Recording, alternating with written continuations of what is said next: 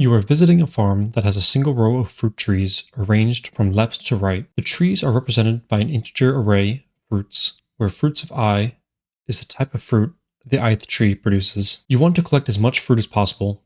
However, the owner has some strict rules that you must follow. You can only have 2 baskets, and each basket can only hold a single type of fruit. There is no limit on the amount of fruit each basket can hold. Starting from any tree of your choice, you must pick exactly 1 fruit from every tree, including the start tree, while moving to the right. Picked fruits must fit in one of your baskets. Once you reach a tree with fruit that cannot fit in your baskets, you must stop. Given the integer array fruits, return the maximum number of fruits you can pick. So what does this mean? All this means is that we have an array of numbers, and each one of these numbers is a tree.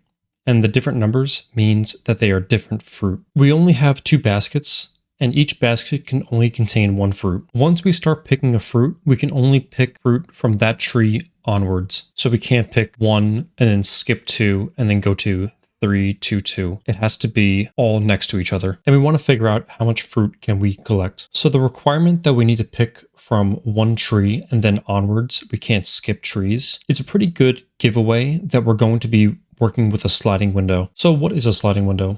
Sliding windows is pretty much just 2 different indices. Let's just call them left and right. Left and right are going to be our indicators for which trees that we're selecting. So if we had 0, 0, we'd just be picking the first element. Let's say we had 0, 3.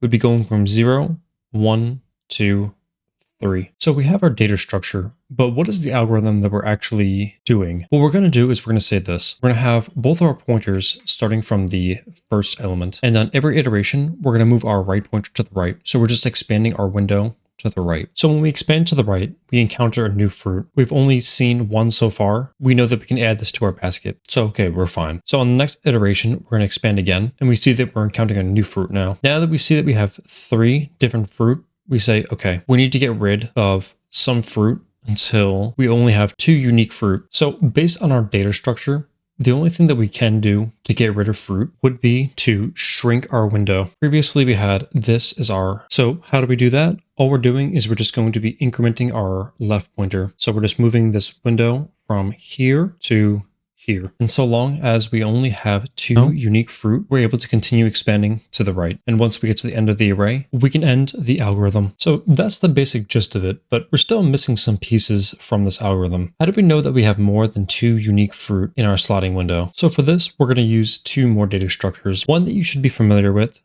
which is called a set. So let's just call this current set equals set. And the other one that you might not be familiar with is called a counter. It's just a counter. A counter is just a dictionary with some extra stuff in it. We're not actually going to be using that extra stuff. So it's basically just an easier dictionary to work with. So our set is going to keep track of the unique elements in our sliding window, but the counter also is going to help out as well. It's going to tell us how many of each fruit is in our sliding window. So let's get to coding. So let's first start with a while true loop. This just means that the loop is going to run forever until we give a condition to break out of the loop. So we're going to say if R is greater than or equal to the length of fruits, break, and that'll just exit the loop. And on every iteration, we want to move our right pointer to the right. So we're going to say R plus equals 1. And let's just set this to -1.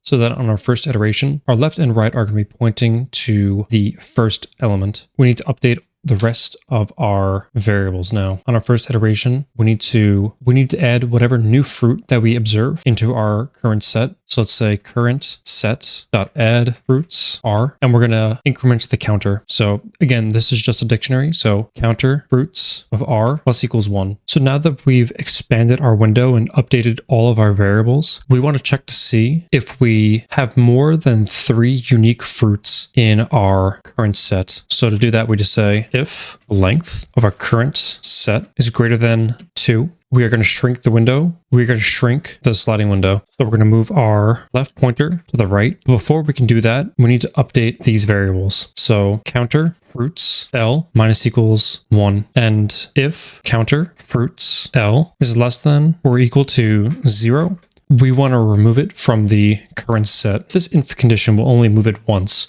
So instead of having an if, let's make a while so that this left pointer will keep going until we finally only have 2 unique fruits in this situation. We also need to say if fruits of L in current set. Otherwise, it might try to remove something that isn't there and it'll crash the program. This should also be within this while block. So if we've expanded our window, we check to see that we only have 2 unique fruits in our sliding window. Finally, answer equals the max of our previous answer, or right minus left plus 1. Suppose left and right were the same value, let's say 0, 0. We add the plus 1 to account for this case. Forgot the end here and forgot the answer. Forgot to set answer. And there we go. This solution should run in O of n time because it needs to iterate through the entire array. And in the worst case, it'll use 2n space, which evaluates to O of n space. Link to the code will be in the description below. Please like, subscribe, and thanks for watching. Let me know if there's any questions in the chat, and let me know which problem I should tackle next. Thanks, bye.